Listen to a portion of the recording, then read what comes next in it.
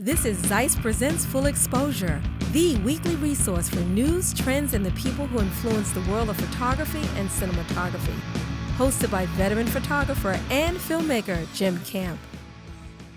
Victoria Negri is an award-winning writer, director, producer, and actress.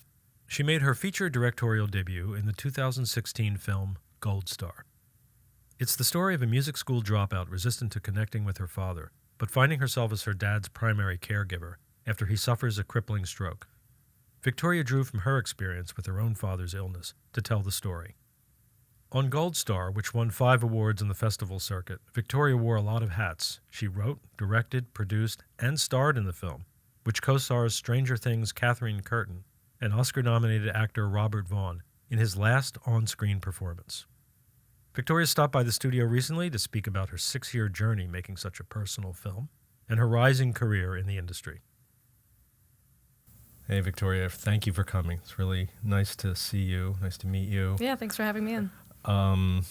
And, of course, I had a chance to watch your first film, which is hard to believe that was your first film when I saw it because it was it seemed so well conceived and executed. Thank you. And, of course, the story is very close to your heart. Mm-hmm. What I'd like to do is, I think, show the trailer for it because Okay. I'd like to talk about that first and maybe shift gears a little bit because it's a pretty remarkable achievement for a young filmmaker to do something so ambitious as a first full-length feature. So let's take a look at the preview. I feel like a whole phase of my life passed by without me even realizing it.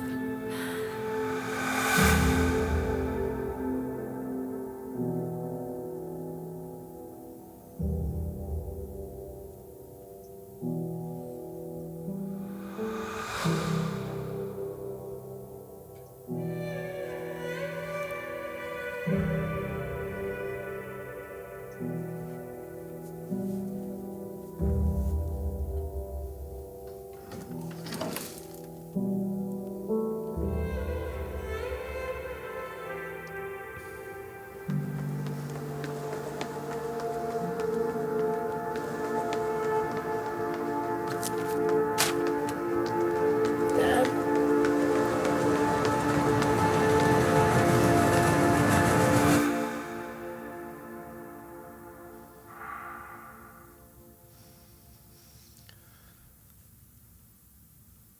I guess I wanted to start a little differently because, it was such a monumental undertaking for you as your first film. Yep.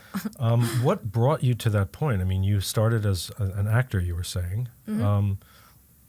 What brought you to the point of being driven to make a film? Obviously, the film is very personal, sort of autobiographical in a way. Yeah. Tell me a little about that. Right. So I went to NYU Tisch for acting. I graduated in 2008, and then I was acting in a bunch of films. I think I was always, I knew I wanted to make a film eventually, but all roads were leading to me hopping behind the camera because even while I was at Tisch, I was really just focused on film.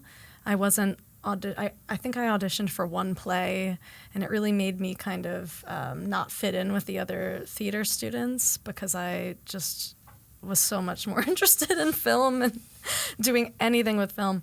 And so I graduated, I was acting in some stuff, and then I just got really frustrated, feeling like I was auditioning for roles that weren't interesting, weren't necessarily even written well, and then working not enough. I wanted to be working more, and I wanted to have more control over the stuff I was doing.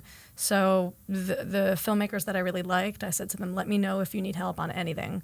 So I started to PA, I did some set photography, assistant directing, and then eventually producing was the thing that I started to do a lot of. And it was really helpful because I learned what everyone on set does, and I learned to appreciate every single job and the chain of command of moving up to the director.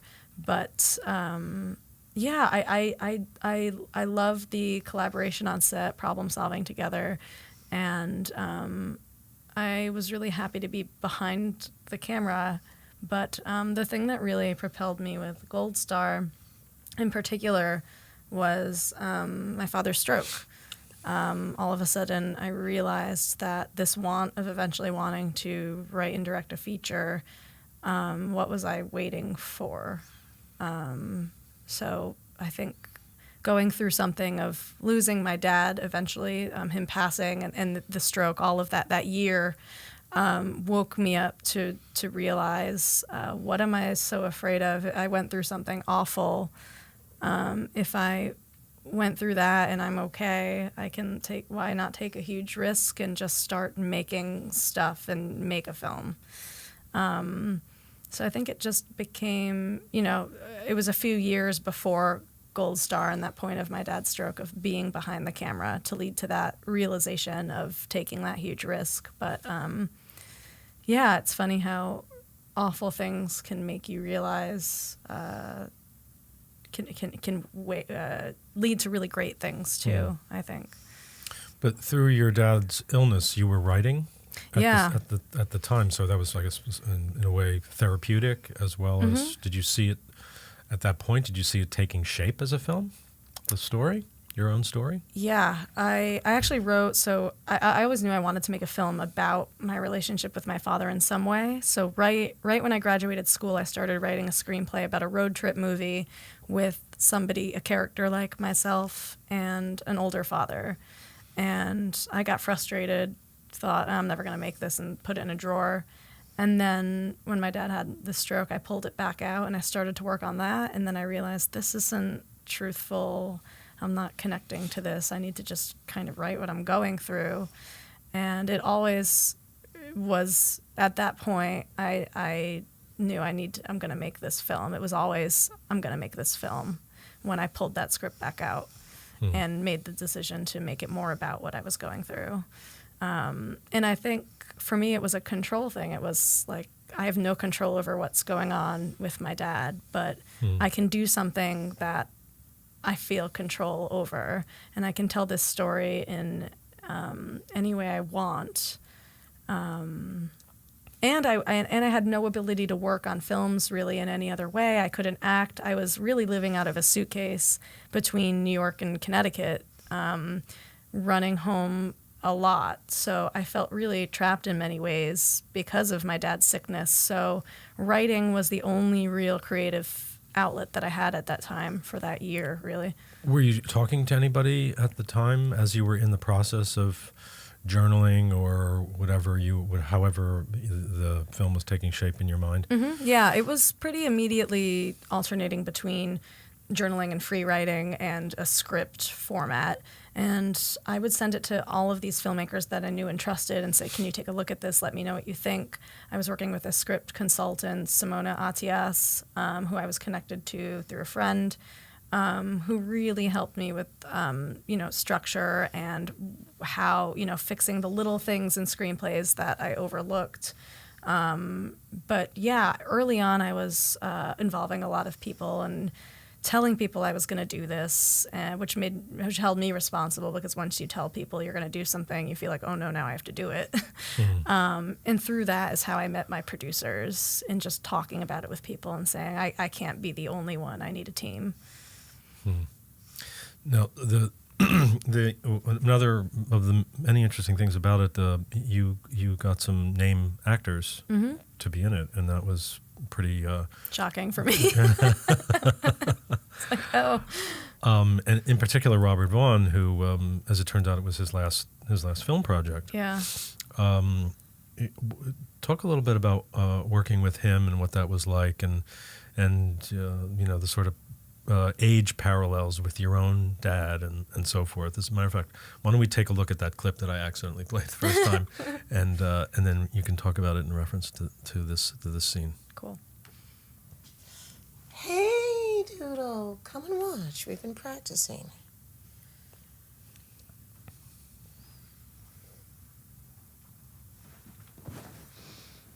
Here you go.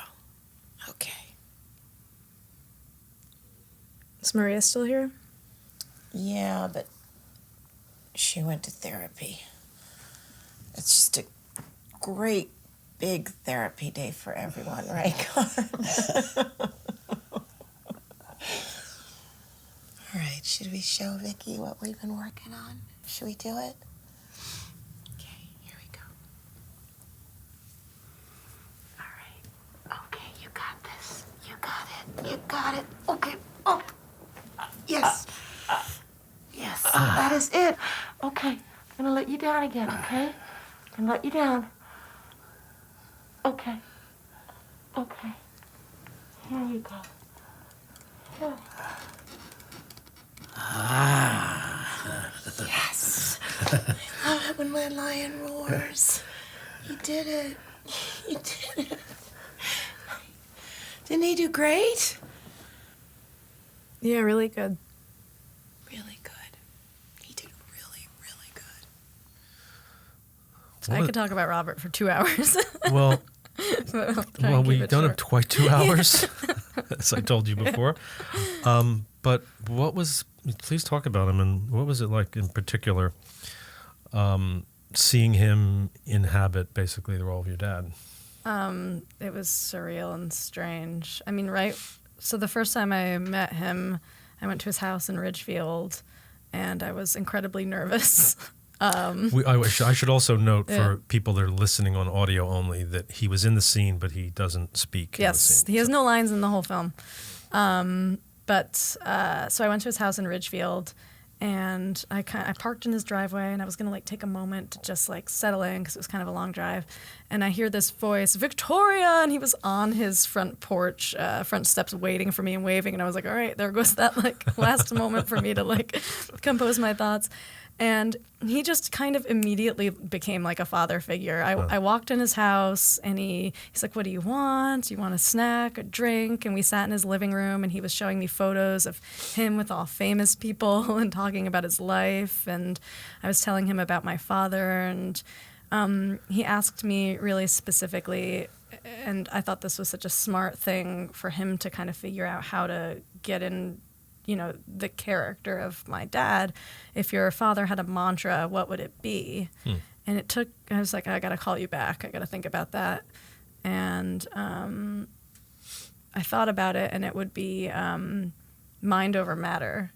Because when my father had Parkinson's before the stroke, and his body started to become debilitated for a few years, and he thought, I can beat this no matter what. So that was his attitude during the stroke too. Even though he couldn't speak, you could tell he was working on it. He never gave up, and trying to impart that upon me.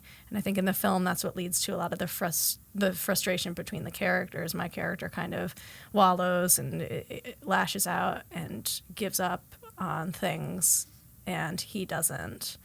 And in that scene, the shots of you look perplexed, you don't know what to make of this. Is this really a good thing? And nervous. Anytime my father would ask to be moved, you shouldn't be moved. He couldn't stand up. It's that mind over matter thing, I can do this, I'm going to do it, and pushing himself too hard and making it dangerous. And in real life, my father put me in many situations that he shouldn't have, making him move him from his wheelchair to the bed with a crane, which I didn't know how to do until the minute I was doing it.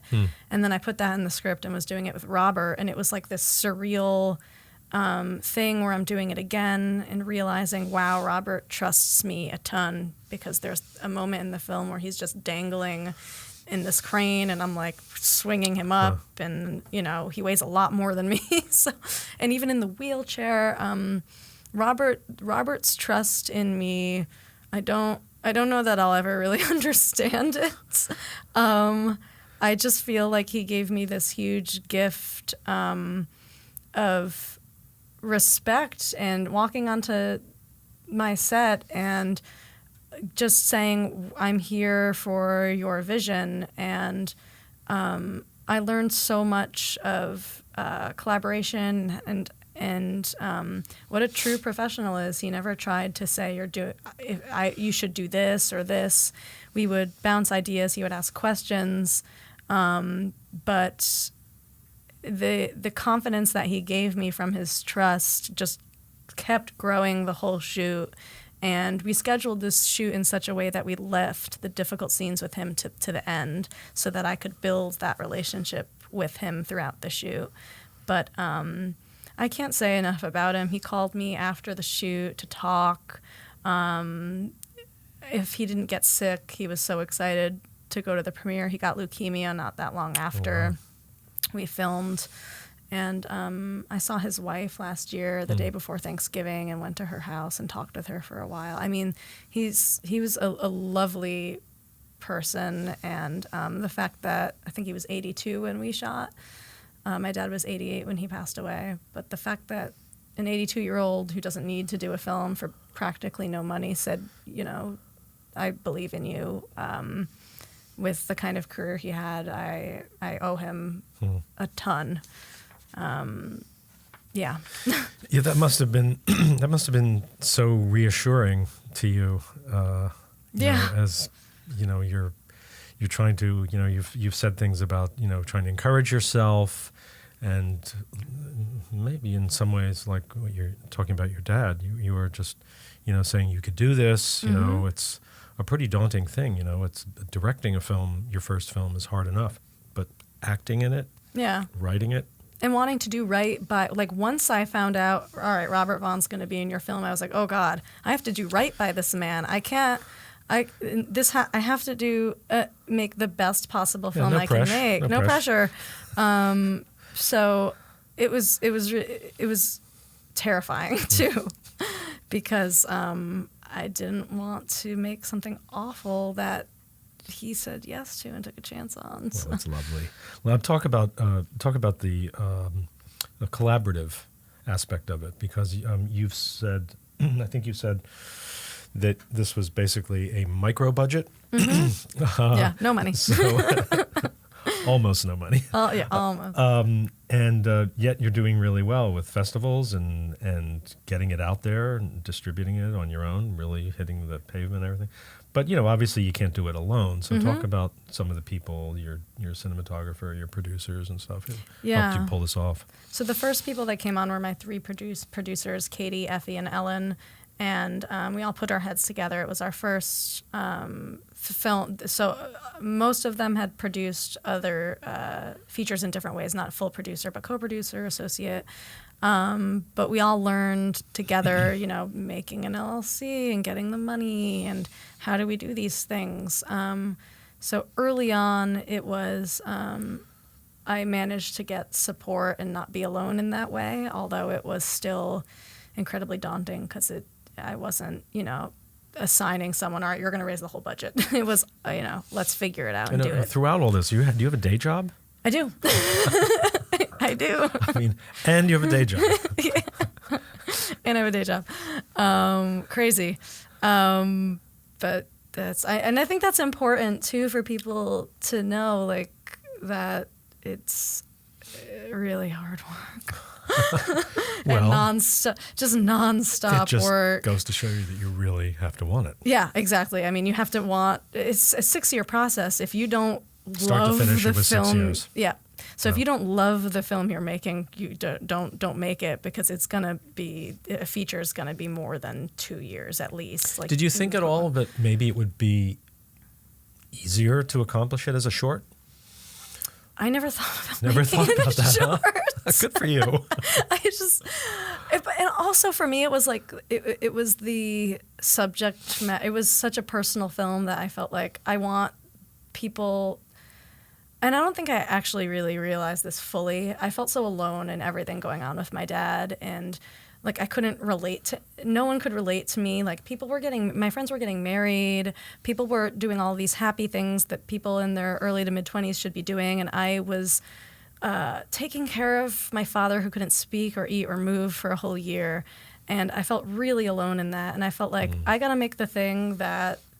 And I think this was subconscious. Like, I need to blast this out. I need to just like make something that people will connect to make me feel less alone. To just say, this is what I went through, and this is what it was like. And it wasn't pretty. It was ugly a lot of the time. But I made it through. And so I think that's why I never thought of a short. I thought there was just like a lot in there that I wanted to just say in a full-length film. But yeah, as far as the collaborations too, my cinematographer was crucial because we pushed the shoot back twice and he was on board early. It gave us at least a year to plan everything together and to go through the script and to think about everything 3 times over about why we're putting the camera where we're putting it, how we're framing everything, how will it cut together, why are we, single here, and, why is Robert in the frame with me at this time? And, we had budgetary restraints. We couldn't have a ton of fancy camera equipment, so it's figuring out how can we shoot this in a way that really pulls off the story. And you must have had a pretty tight storyboard. Yeah, it was really efficient. And once our first AD came on, it was, all right, how can we trim this more and make this really flow well? But yeah, and every single day I would have like a mini Bible that I would print out for first AD, myself, the cinematographer, of, all right, here's all the shots, and here's, and this is where Saro, the cinematographer, was this really smart thing. He had us write next to every single shot why that shot. So if we had to change the camera anytime, we would be able to go back to our motivation of, here's why we were doing this with the camera, and just figure out, okay, how can we do that but have it somewhere new? And that happened a bunch in the film, where an actor would do something and we'd be like, oh, we have to get that. Let's change our setup and adjust for that. And because we had that roadmap of, all right, here's why the camera was here, it made it easy, and it freed us from having to think about things when we were under pressure. So that was really huge that he suggested we do that. Yeah. So how is it doing since you had a release in regional release in New York and LA, I think you said? Yeah, we did New York, LA, Boston. Boston. Festival circuit, how'd you do? Amazing. I mean, the festival circuit was an amazing experience for me. We played, we did a really great regional run in, we played Buffalo, Phoenix, Oxford, Mississippi, which really? Keeps having me back. I made a short experimental film last year. They accepted, and this year I programmed their Mississippi shorts and features. So I'll be going back out there in 2 weeks to, support the festival and show all the films that I programmed. But we played Chicago. We played in Chicago. We did about 8 festivals. We won Brooklyn. We won Best Feature there. Kathy won an acting award in Chicago. We won the audience award in Buffalo. We did really well, and it was great just to meet people and get reactions while taking the film on the road and seeing, oh, how's the South going to react to this film? And it was really fantastic to just see the reactions. And what did you learn from that, as far as from the festival circuit, as far as distribution and so forth? I learned that you have to be like a politician.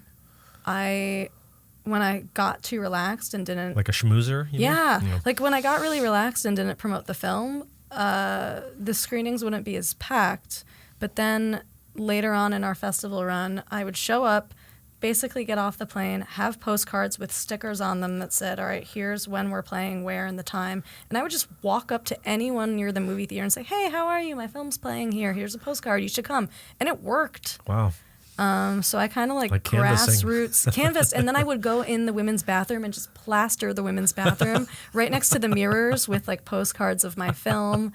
And wow. I think it's unless you're playing at one of the like huge festivals like Sundance or somewhere where no matter what it's going to be packed and sold out, I think it's a necessary evil to do that because people are looking at the program and trying to think, oh, what should I see today? And if they met you and talked with you for 2 minutes, they'll be like, oh, I talked to her. I'll see her film.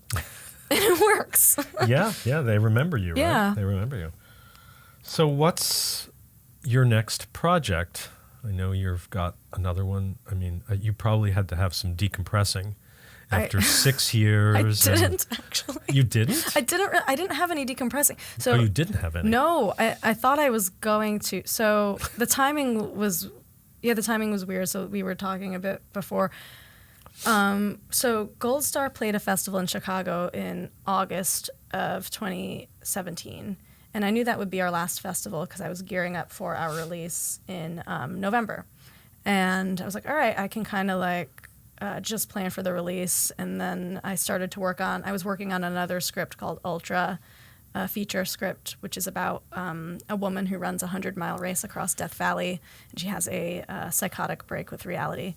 And I'm a distance runner. I'm really obsessed with people that push themselves to these crazy limits. So that's kind of what got me into writing that. And I wrote I saw the film A Ghost Story right around that time when it was released that summer. And I wrote a piece about it, my personal connection to it, that my friend Nick published on his site called The Talk House.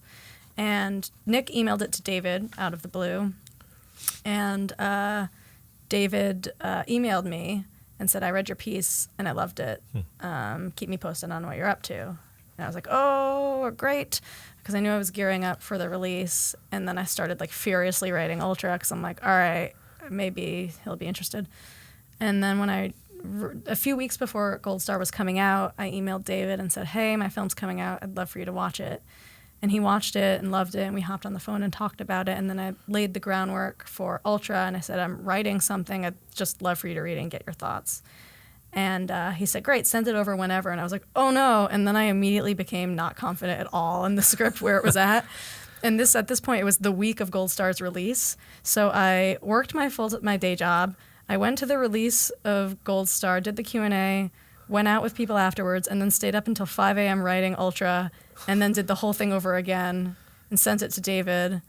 And then he read it. So then I'm sorry, this is very long to talk about my next film, but I think it's really important because it shows people that like, I think using momentum is really important because if I didn't have another script ready, I think I wouldn't be doing anything right now because the momentum would be kind of dead. But a few months later, after David was kind of mentoring me and giving me advice, I just asked him and said, would you want to come on and produce it?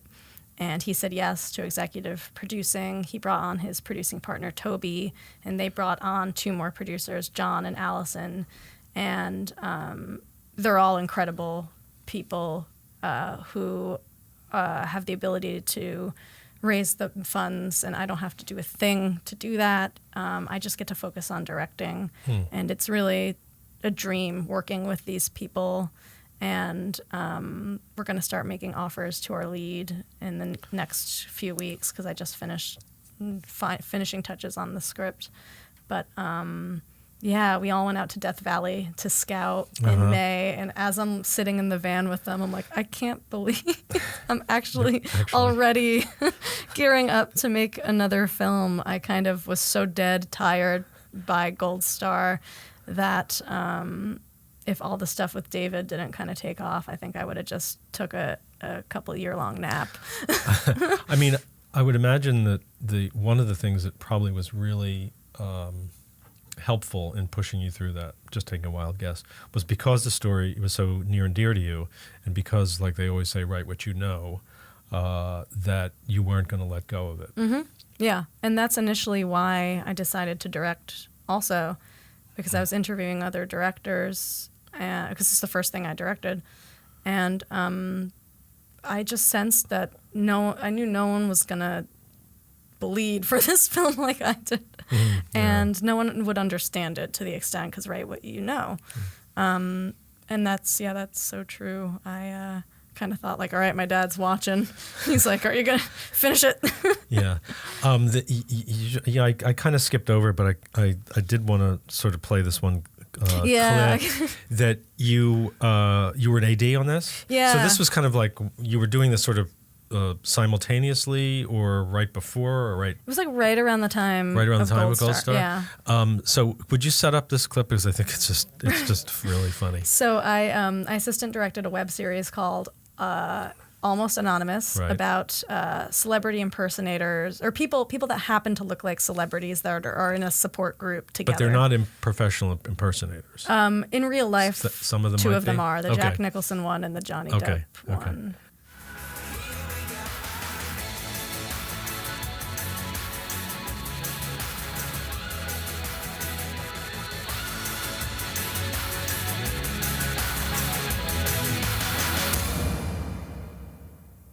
I didn't just fall off the wagon, I jumped, and I'm not going to pretend I didn't enjoy it. I started this group in the 70s when Selick was big with Magnum PI. Hi, my name is Lauren. My name is Ari. My name is Tim. I am not Chelsea Clinton. I am not Jorge Garcia. I am not Hillary Clinton. The guy from Lost. People call me Johnny. They call me Riri. Are you a singer too? Porn star. I actually met Seth once, and he tried to lick me. The first thing that people usually say when they meet me is how much I look like Keira Knightley. Second thing they say is how much they hate her. I'm a flight attendant. I'm a sign language interpreter. I am the only dead guy here.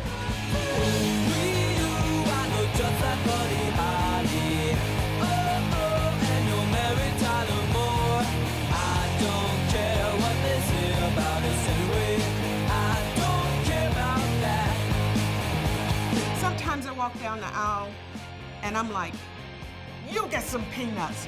You get some peanuts. I can't even do a very good British accent. Cheerio, mate. Yeah, definitely. I'm Mark Zuckerberg, and I'm here to interpret for your son's bris. That was Australian.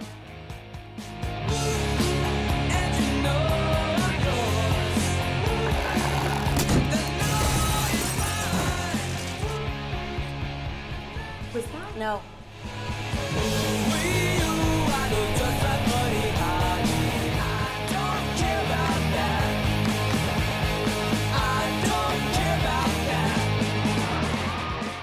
Well, that definitely doesn't interpret for radio or podcast only listeners. That's true. But it's on YouTube. So it's on YouTube. Yeah, it's really funny. Was that? It was such a quick cut. Was that Chris Noth lookalike, or was that supposed to be the George Clooney? George Clooney. Oh, okay, because it looked a little like Chris Noth. I think he makes his living doing George Clooney. Really? And the woman who was Oprah was really scary too. Yeah, she was really very scary. So take a look, everybody. In a good way. So you AD'd on that. So I AD'd on that. What was that schedule like?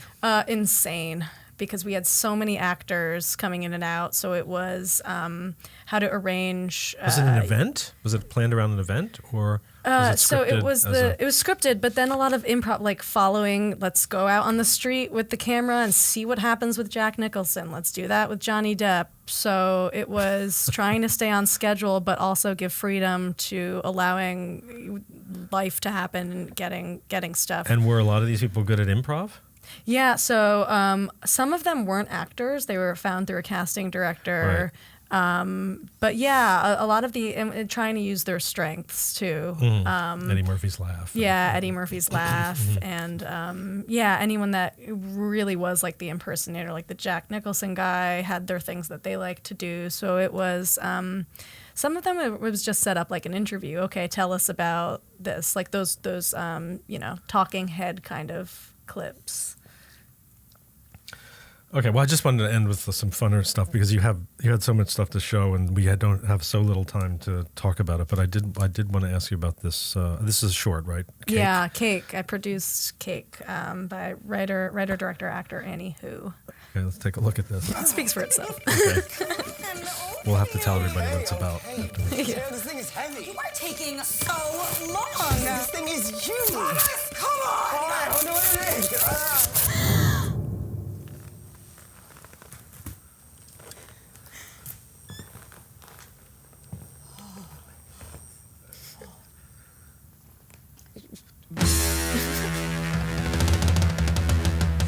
She has all of these special functions.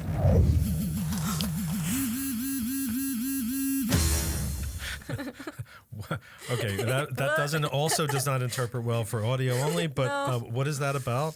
So Cake is about a woman, Eliza, who wants to safely explore her. She realizes she's bisexual and wants to safely explore it within her marriage. So without telling her husband, she orders a female sex robot. And it doesn't go well. I'm assuming the sex robot was played by an actress. Played by Annie, the director. Oh, by... Yeah. Which, so in between takes, I'd like cover her with a robe, and then she'd be directing. She'd be like in makeup, getting makeup on her butt. It was an absolutely insane shoot. How was it received? Really fun. It's played almost 50 festivals. I don't know, Wow, 40 really? or 50 festivals now. People. What's the runtime? People love it. I think it's 12 minutes. Yeah, it's a good one. It'll make you laugh for sure. It's crazy. Well, I wanted to thank you for coming in. I also wanted to tell people that one of the deals you've made is for VOD, and you can see Gold Star on Amazon. Yep, Amazon Prime. And where else? And it's on DVD if you love it and want to buy it. You can order it through Walmart, Barnes and Noble, Target, and if you have a library card, it's streaming on Hoopla. And we'll soon be on iTunes, Google Play, all the things, but we were focusing on Amazon first. Oh, cool. And what's the timeline on Ultra? What do you think? So Ultra, it's schedule? really dependent on when we get a yes from our lead actress. And once that happens, it's, all guns blazing towards shooting. But we can't shoot in the summer because we're shooting in Death Valley, and I don't want anyone to actually die. So Right. I was out there last July for the race that this inspired the script, and it was 127 degrees.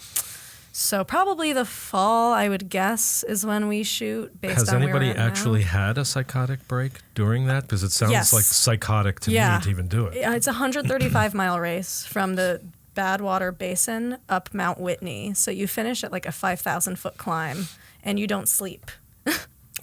And they're running the whole time. So I volunteered with the videographer in July to cover the whole race and film stuff and really get like up close with the runners, and it's insane. So People vomiting, is this for your Yeah. Is this for your research, Gory or was this for research?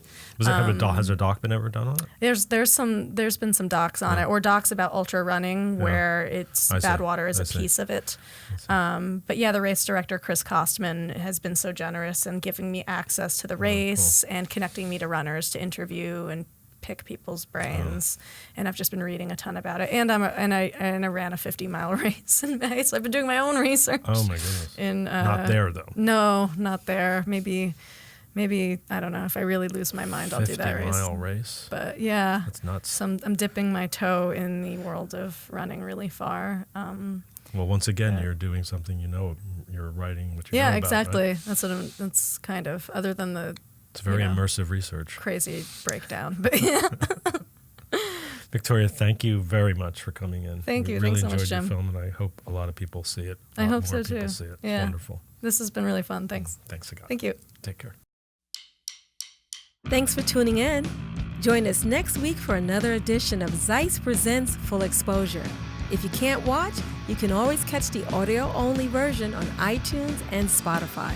Follow us on Instagram at ZEISS_Full Exposure or on the web at ZEISSFullExposure.com. And to learn about the latest in ZEISS lenses, head to ZEISS.com.